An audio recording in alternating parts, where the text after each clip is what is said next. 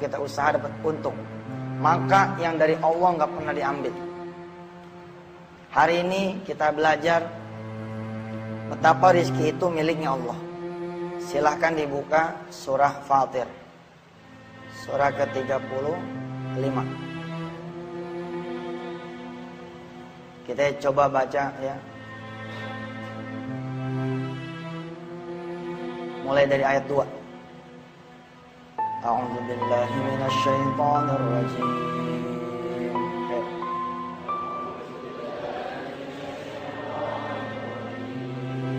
Ma yaftahillahu lin-nasi min rahmatin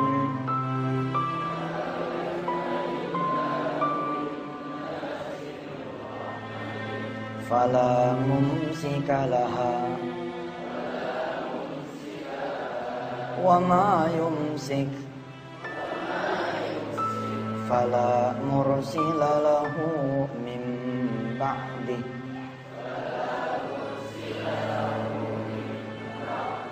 wa huwal azizul hakim.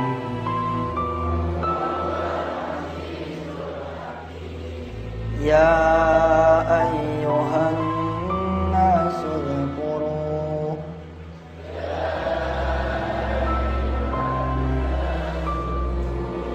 ni'matallahi alaikum hal min khaliqin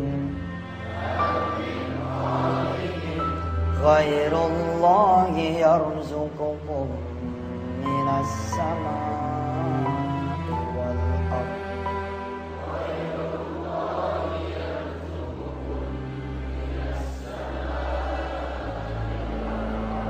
la ilaha illahu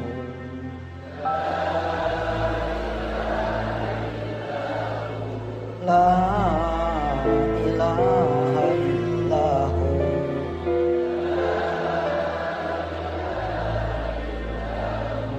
fa anna tufakun.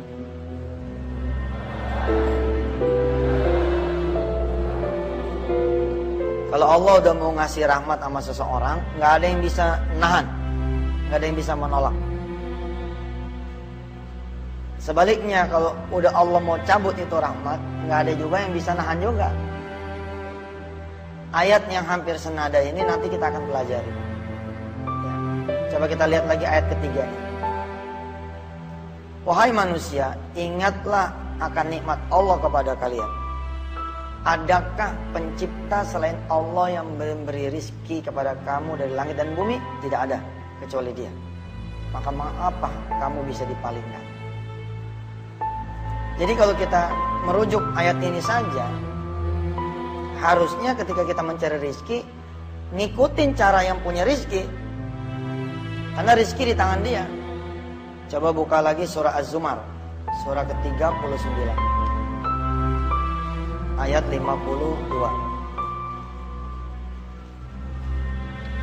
Awalam ya'lamu annallaha yabsutur rizqa liman yasha'u wa yaqdir. Ayo.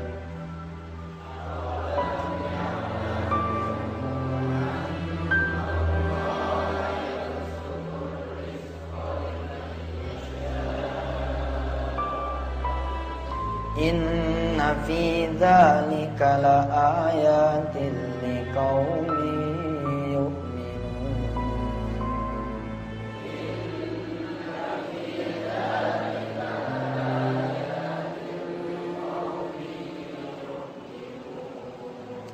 Apakah mereka tidak mengetahui, kata Allah, sesungguhnya Allah yang melapangkan rezeki dan membatasinya bagi siapa yang Dia kehendaki.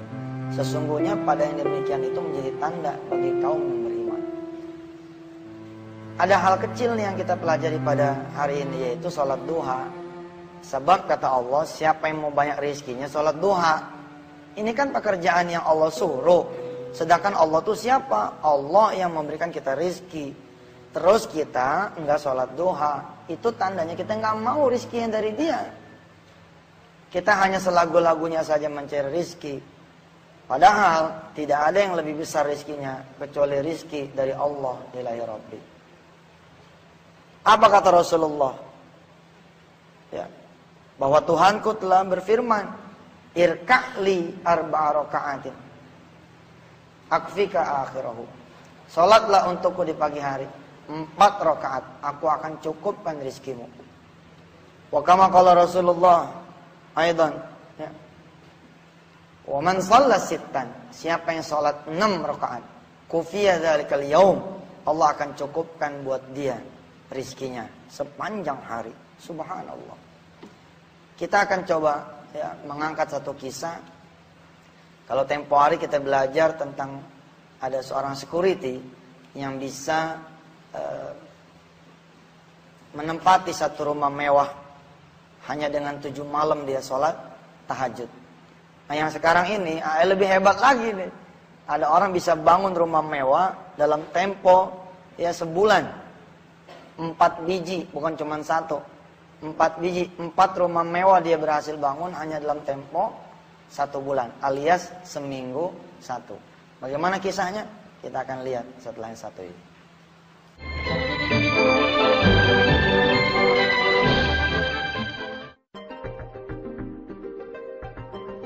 Sholat duha, wah kurang tahu saya. Sholat duha, kalau sholat duha itu setahu saya sholat yang dikerjakan pagi menjelang siang gitu Mas. Sebagai pengusaha bahwa biasanya pengusaha itu udah bangunnya agak siang, jam 7, jam 8 memang sudah sholat subuh ya. Nah ini akan kita lakukan sebelum kita berangkat, sudah melakukan sholat duha.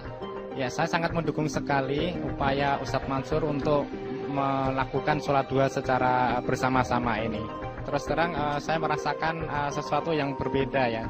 Terus terang sangat bermanfaat sekali dan memotivasi saya untuk melakukan sholat duha lebih baik lagi. Sesering mungkin biar kita di sini sejuk, kan kita pokoknya biar lagi dah ngadain acara yang kayak gini. Salam sama Pak Ustadz, mudah-mudahan sehat, banyak umur, istrinya juga sehat mereka.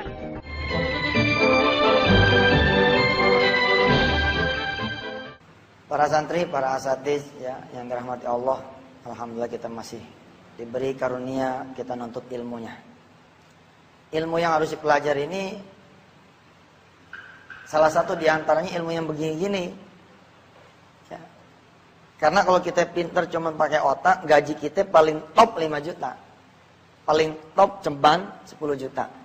Kalau kalian bercita-cita ya pada jadi expert, jadi apa lagi?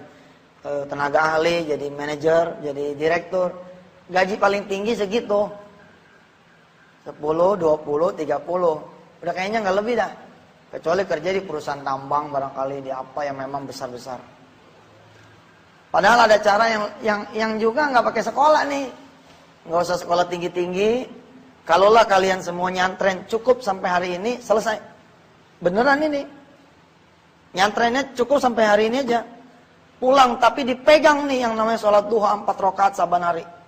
Dipegang yang namanya sholat duha 6 rakaat saban hari. Ayo kita liatin. 7, 14, 21 tahun yang akan datang siapa yang lebih hebat. Kita yang megang itu atau mereka yang sekolah sampai ke Jerman. Beneran nih saya ngomong. Tentu lebih hebat lagi kalau kalian semua para santri Darul Quran bercita-cita sekolah setinggi langit, tapi ibadah tetap istiqomah. Oh itu lebih hebat lagi. Mau di Australia, mau di Belanda, mau di Eropa nanti ya.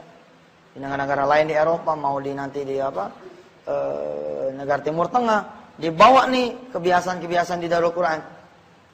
Kalian kan di sini dibiasakan tuh sholat duha 2 rakaat, 4 rakaat, 6 rakaat dipakai nih, wah nggak ada lawan tuh. Kemarin ada Habib datang kan, apa dia ngomong? Kalau kalian baca Waqiah saban asar, kalian udah gedenya jadi orang besar, gitu dia bilang. Kalau kalian rajinin baca Waqiah ba'da asar, kalian udah gedenya jadi orang senang. Nggak susah lagi nyari dunia, karena dunia udah dibeli sejak dari kecil. Masya Allah. Wa fi ba'dhi riwayah baca tengah malam, wa fi ba'dhi riwayah baca ba'da salat subuh. Tapi judulnya yang begini ini kan nggak ketalar sama otak, dari mana judulnya. Nggak pakai judul, ikutin aja, ntar juga tahu sendiri. Salah satu yang mendapatkan barokah, ini ada seorang kawan nih. Dia ikut nih di mobil saya. Saya terbiasa nih ngedenger keajaiban-keajaiban. Biasa banget dah. Ada tukang bubur, nggak punya duit. Dia pengen mungkin haji emaknya. Lalu dia melakukan sesuatu. Istiqomah selama 24 bulan. Di bulan yang ke-24, dia dapat hadiah Mercy. Berangkat, pergi haji. Ada orang yang 13 tahun nggak punya anak. Lalu melakukan 1-2 hal, bisa punya anak. Biasalah Ustadz, biasa terima-terima SMS keajaiban, testimoni keajaiban, ya, percakapan keajaiban. Biasa. Hari itu Allah kasih kuping ngedenger lagi keajaiban yang lain. Mir, kayaknya tuh ada kawan saya tuh lagi sedikit. Coba minggir sebentar, Mir.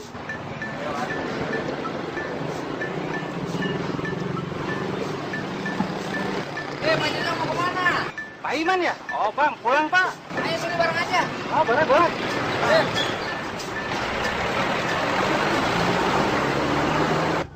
Oh ya pak, ngomong-ngomong lagi sibuk apa nih sekarang? Ya biasa aja, pergi kerja, pulang kerja, nggak ada yang aneh. Oh gitu. Kalau Pak Jojo gimana sekarang kegiatannya? Ya alhamdulillah pak. Sebulan ini saya baru saja ngebangun 4 rumah mewah pak. Kita tahu nih orang nggak ada tampang punya duit buat bangun rumah, apalagi rumah mewah, apalagi sampai 4. Dia bilang, Ana baru bangun rumah mewah 4 nih bulan ini. Saya mencoba tidak goyang, padahal goyang juga, aneh juga nih. Saya nanya sama dia, maksud ente bangun rumah mewah 4 biji itu dalam 1 bulan? Iya Ustaz, seminggu 1. Oh ya? Tapi ngomong-ngomong 4 rumah mewah itu buat Bapak sendiri apa Bapak bangun buat orang lain? Ya buat saya sendiri dong pak. Oh begitu, luar biasa memang Pak Jojo ini. Tapi gimana ceritanya nih sampai bikin rumah mewah sebanyak itu? Oh penasaran pak? Iya penasaran nih. Sebetulnya ada rahasianya nih. Waduh, pakai rahasia segala nih. Iya. Gini aja nih Pak. Ya. Bapak mampir aja ke rumah saya, kita ngobrol banyak di sana. Saya juga tertarik nih dengan cerita Bapak sebulan bisa bikin bangun 4 rumah mewah, kan luar biasa itu. Aduh, saya jadi ngerepotin bapak nih. Iya nggak masalah, nanti pulang Bapak saya antar sama supir saya gitu. Oh baik deh, kalau gitu. Iya kita ngobrol banyak di sana. Pir, kita langsung ke rumah aja Pir. Baik pak. Silakan duduk. Ya terima kasih pak. Tunggu sebentar ya, saya mau ganti baju dulu. Oh iya silakan pak. Inilah rumah saya Pak. Iya, nyaman banget nih pak. Oh iya, kok minumnya belum ada ya? Tun! Minumnya Tun! Oh iya, gimana tentang rahasia yang tadi? Oh iya pak. Penasaran pak ya? Iya, penasaran saya tadi dengar bikin rumah 4 mewah dalam 1 bulan tuh. Oh itu, iya. Sebetulnya rahasianya sederhana pak. Rahasianya tuh cuma 2. Apa tuh? Sajadah dan air wudhu. Yang bener teh. Iya bener. Itu nyatanya begitu. Iseng nih, iseng. Cerita kita tanya. Ente punya rumah mewah 4, ya?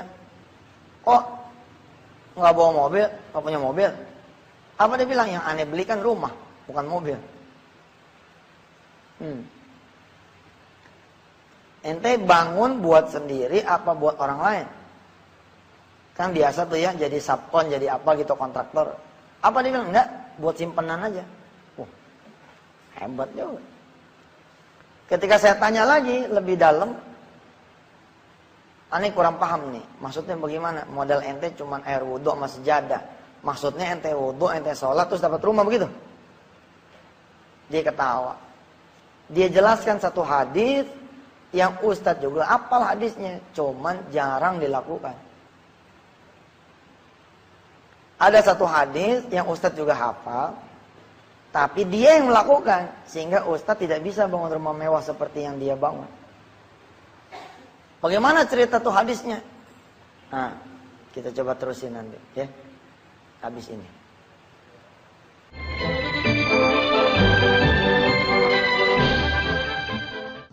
Rasanya berbeda sekali ketika memulainya pekerjaan tidak melaksanakan sholat terlebih dahulu.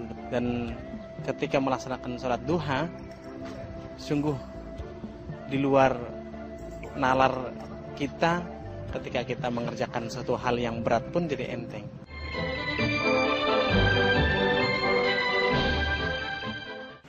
Wa ba'du ya, singkat cerita, Ustadz dibikin bengong karena ternyata modal dia benar-benar air wudhu sama sejadah. Modal dia itu tahu nggak? Apa yang kita lakukan? Yaitu sholat duha. Sholat duha doang. Gila nggak? Bayangin loh, orang bisa punya rumah itu setelah kerja keras berpuluh-puluh tahun, berbelas-belas tahun, bertahun-tahun. Ini orang cuman sholat duha, seminggu dah bangun rumah, seminggu sholat bangun rumah, seminggu bangun rumah. Nah, kemudian dibacain tuh hadisnya. Kurang lebih nih hadis begini. Siapa yang membiasakan sholat sunat duha 2 rakaat, lam yuktab minal ghafilin. Allah tidak akan catat dia sebagai orang yang lalai.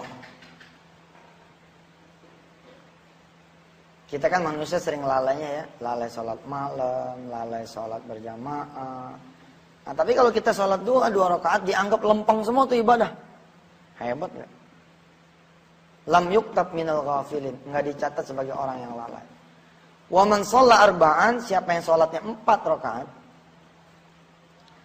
kataballahu lahu minal abidin. Allah catat dia sebagai hambanya yang ahli ibadah. Luar biasa ya. Murah banget. Dan sepanjang pengajian yang pernah kita adain, kita belajar fadilah yang lain kan. Kalau kita sholat sunat duha 2 rakaat rajin, Allah kasih kita apa? Bara'atun minan nar. Bebas dari api neraka. Ya. Di hadis yang lain, kita nanti dapat pintu sendiri di sorga, namanya babut duha, pintu duha. Ini pintu nanti manggil-manggil kita yang pada rajin sholat duha. Ainal ladzina yuqimuna ad-duha fadkhulu. Masuk. Siapa yang rajin pada sholat duha sini masuk. Hadza babukum, ini pintu kalian semua. Ada lagi kata Rasulullah, ta'dilani 'indallahi bihajjatin wa umratin mutaqabbalatain. Sama setara dengan ibadah haji dan umrah yang makbul, itu sholat duha 2 rakaat. 4 rakaat kataballahu minal 'abidin, akan dicatat sebagai orang-orang yang ahli ibadah. Wa man shalla sittan, siapa yang salat 6, kufiya dzalikal yaum. Dicukupkan rizkinya sepanjang hari. Kalian SMS ke orang tua kalian tuh. SMS tuh. Papa, mama pengen dicukupin gak rizkinya? Sama Allah, kalau pengen dicukupin, ayo. Saya salat di pondok 6 rakaat, papa mama salat 6 rakaat di rumah, di kantor. Insya Allah tuh rezeki pasti udah janjinya Rasulullah, janjinya Allah. Dan tidak ada janji keduanya kecuali sadaqallah wa rasuluhu. Kecuali benar. 2, apa tuh 2 tadi? Lam yuktab minal ghafilin. Kalau 4,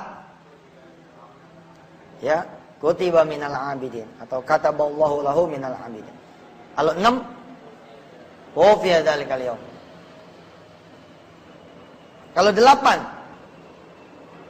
ada yang tahu? Kutiba minal qanitin. Iya, jemaah tabligh apa nih? Emang hadis dia emang.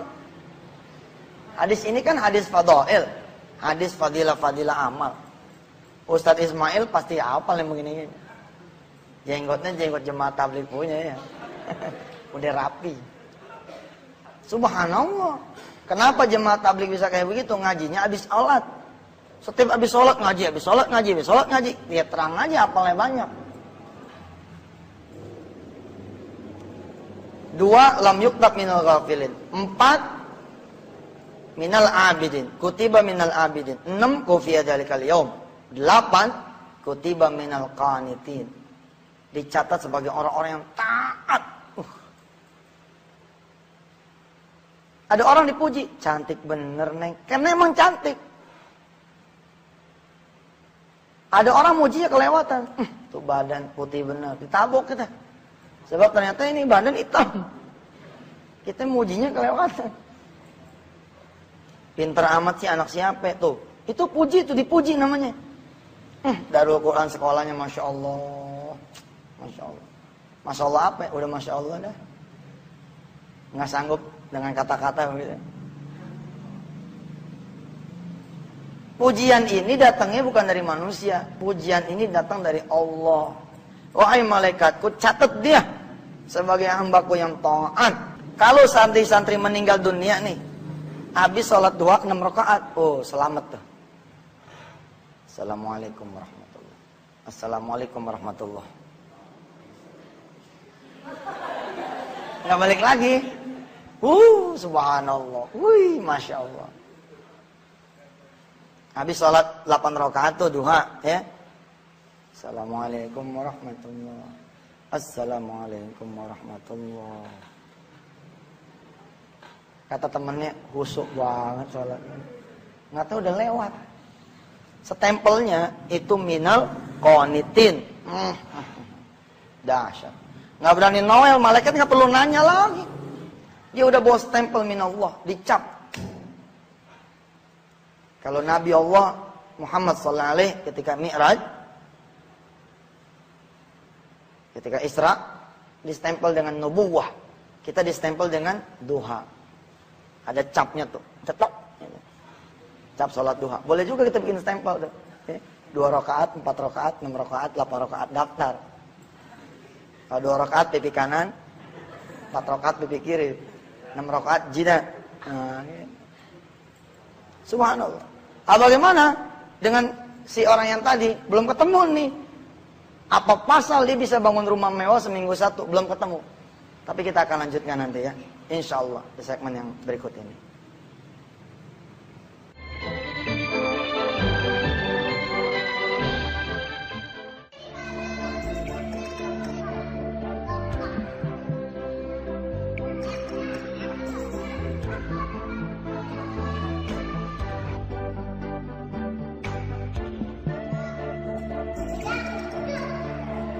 Anak perlu diajak duha sejak dini.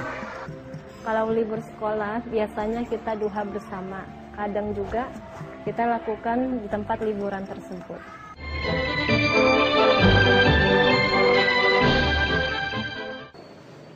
Kembali kepada kisah si bapak tadi ya, yang dia cerita bahwa dia punya rumah mewah 4 dalam waktu sebulan.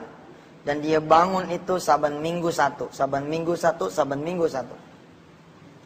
Kita jadi tertarik nih, pengen mengetahui bagaimana sih caranya begitu. Dia terusin. Apa kata hadis? Kalau 8 tadi yang terakhir apa? Kutiba minal qanitin. Kata bawallahu minal qanitin, dicatat sebagai orang yang taat. Nah ternyata kalau sholat duha itu dipolin 12. Wa man shalla thintai asyrata raka'atan banallahu lahu baitan fil jannah. Siapa yang sholat sunat duha pol 12 rakaat, Allah akan bangunkan buat dia rumah di sorga. Terus dia cerita, aneh karyawan Ustaz, nggak bisa tiap hari duha, agak sulit. Utang kita kan sehari 2 sama Allah. Aneh habisin. Saban Sabtu atau Minggu aneh habisin. 2 rakaat dikali 6, 12. Aneh hitung-hitung bayar utang. Nah, alhamdulillah. Aneh rasa ya. Dengan aneh sholat tuh 12 rakaat, aneh bisa bangun rumah loh. Lah karena aneh bangun nih, sholat duha 12 rakaat saban minggu, berarti aneh punya rumah seminggu 1 nih. Di mana cuman rumahnya? Fil jannah, di sorga. Lah Ustadz, saya udah 4 minggu nih ngejalanin sholat duha 12 rakaat. Berarti berapa rumah saya Ustaz? 4. Iya juga. Benar itu. Kita nanti pulang kemana tempatnya? Kalau nggak ke surga, ke neraka. Nah kalau kita udah punya rumah nih 1 di sana, insya Allah itu kita tempatin ke rumah. Para santri nih yang udah 12 rakaat siapa? Yang udah pernah? Andi sudah? Wah, alhamdulillah. Saya udah? Iki udah? 12 sudah? Kita tanya ustadznya ya. Ustadznya siapa yang udah pernah 12 rakaat? Yang udah pernah nggak perlu istiqomah, udah pernah ya sekali begitu. Sekali nggak apa-apa. Lumayan itu. Lumayan namanya punya 1. Jadi ya para santri kalau jadi santri maya kudu tamak. Kalau jadi santri itu kudu apa? Loba, apa sih istilahnya? Kudu serakah mengenai amal. Serakah, iya. Lagian kalian kan santri penghafal Al-Quran. Pegang aja Quran tuh sambil menderes, sambil merojaah. Subhanallah, 12 rakaat itu 1 juz tuh bisa. Ustaz saya nggak mau masuk sekolah, pengennya sholat duha 12 rakaat. Oh iya. Ustaz bakal bilang, udah, tenang, absennya gue yang bikinin.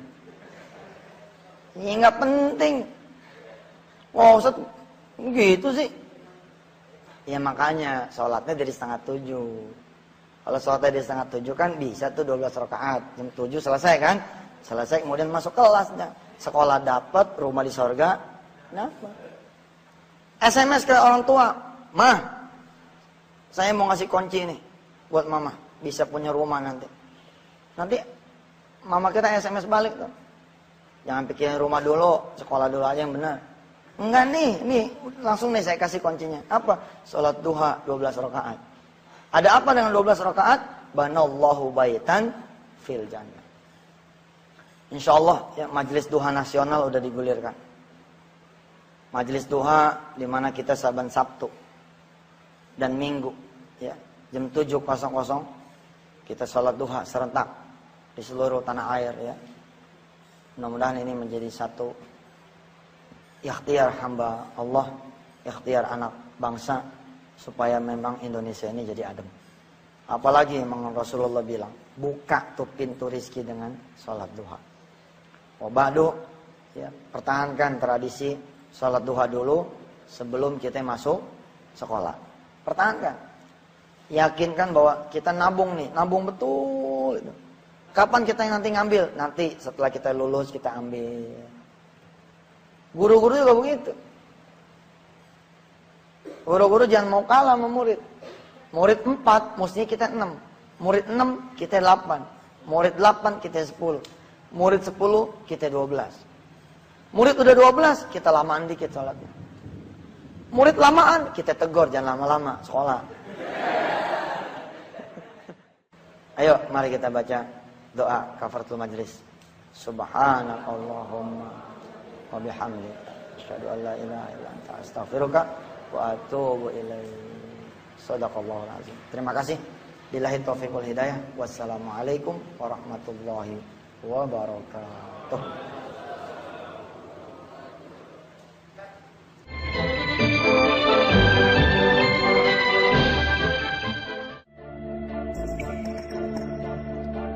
Lakukan duha karena cinta dan memang karena kepengen bakti kepada Allah dan Rasulullah SAW.